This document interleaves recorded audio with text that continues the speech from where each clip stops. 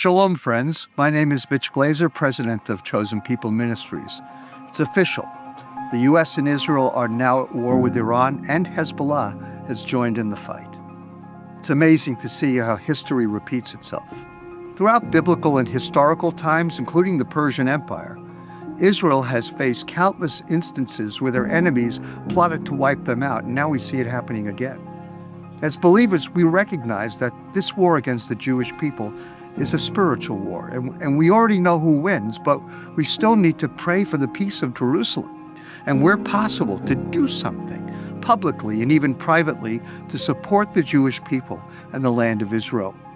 In Ephesians chapter 6, the Apostle Paul, Rabbi Saul, one of my favorite Messianic Jews, told us that there's a battle in both heaven and on earth, and we need to be prepared for the battle. The war is in its early days right now, and the fact that it started on the Sabbath before Purim shouldn't be lost on any of us. As God used Mordecai and Esther to destroy those who sought to kill us, we believe the Lord will again have the victory.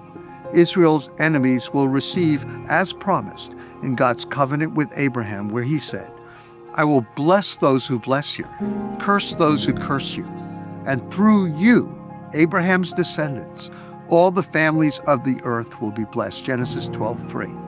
The evil one is trying to destroy the Jewish people so that the Jewish people would not be able to fulfill that destiny of bringing light and life to the nations.